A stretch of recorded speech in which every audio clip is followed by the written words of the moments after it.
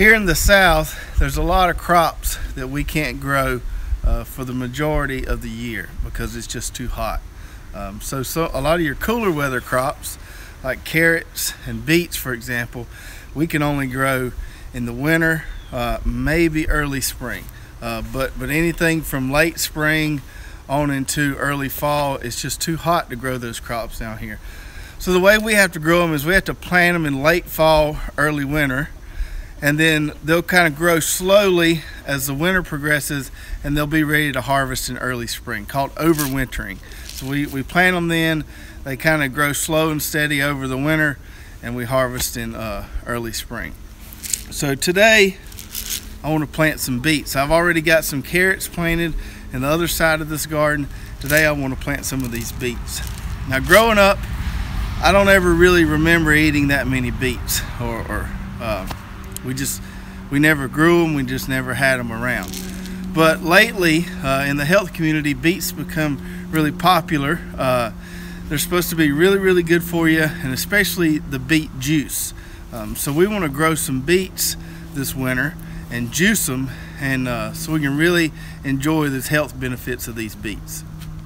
So I've got this area right here cultivated. This is where we had our field peas planted, and if you saw some of our earlier videos, you saw where we had our chicken tractor out here. They demolished those peas, added some good nutrients to the soil. We got it cultivated now. We're going to plant our beets here and then some onions in here later on this week. So what I want to do is I want to plant 2 double rows of beets right here, and I want to get them almost as close as I can together, so it ends up kind of being 4 rows equally spaced really close together. I'm going to use our FAD system that we always use. I'm going to make a furrow, I'm going to amend that furrow with some compost, and I'm going to put down some drip tape, and then we'll plant with the seeder on top of that.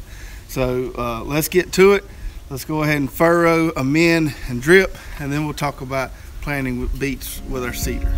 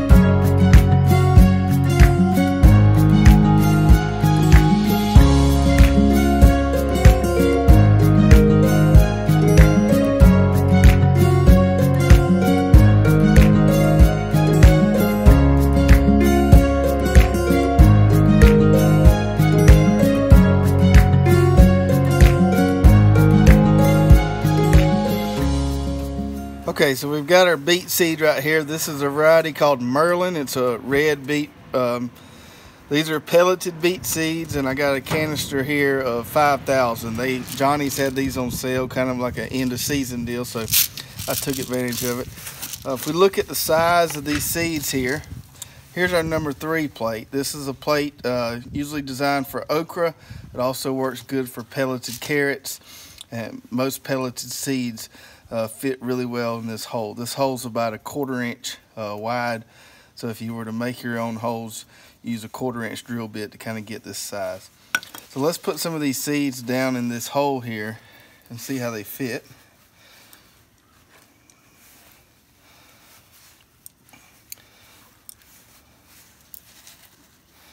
So we look there, even our largest seeds in this batch fit comfortably inside those holes there. And the plate's not too thick, so if we put another seed on top there, we'll see our brush is going to come along there and knock that extra seed off.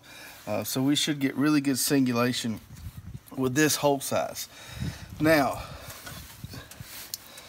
the only issue is that, if you can see right there, it says germ 80%. So the germination rate is a little low on this batch of seeds than I'd normally like, but like I said, I got them on sale.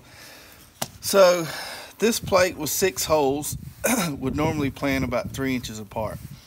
But because the germination rate's a little low on this seed right here, I want to make a plate and plant a little thicker than that. That way I make sure I get a good stand. I want to use this hole size and this plate thickness, but I want to make my own plate with more holes in here, so I plant a little thicker. So what I did here was I took this end plate, which is a blank plate. Okay, it's the same thickness as this number 3 plate here. It's a 3/16 thickness. And I used our number 1 plate, which has 8 holes in it. 8 holes gives you just a hair over 2-inch spacing. And I just put these on top of one another, and I use this number 1 plate as a template for my hole locations. So I started out and I drilled a little tiny hole with a 1/16 bit just to kind of mark the hole location. And now I'm going to drill the larger hole here with a 1/4 inch bit to get the holes the right size I need them.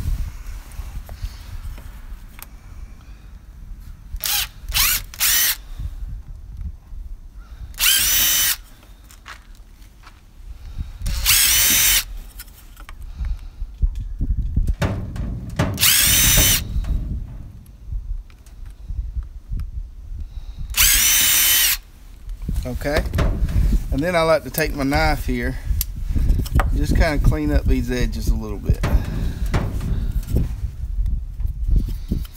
There we go. So we got a customized plate there. We got a 1/4 inch hole size. We got 8 holes for just a little over 2-inch spacing, planting these beets. Okay, so I got my plate. I'm going to put it in here on that little D-ring. I got my spacer cone, my brush, and then my wing nut here that's going to hold the brush in place. I'm just going to barely tighten that down. Okay, got my depth set on about a 1/2 inch, 1/2 to 3/4 inch, which should work good for these seeds. Now all we got to do is put some seed in here, and then we'll go plant these 4 rows.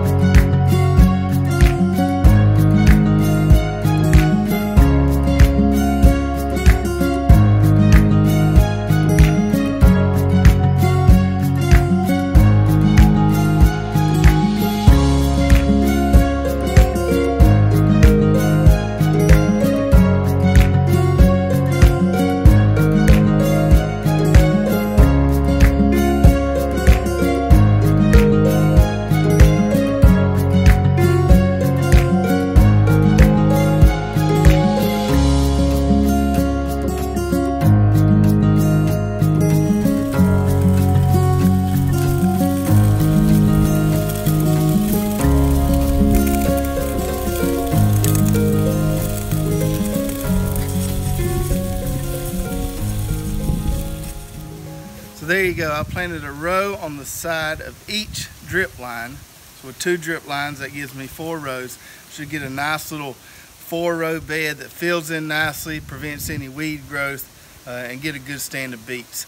The awesome thing about this seeder is because it's well built, heavy, nice and stable, is you can easily walk to the side of it and keep a really straight line. So you don't always have to walk right behind where you're planting. You can walk to the side and maintain a straight planting line as well.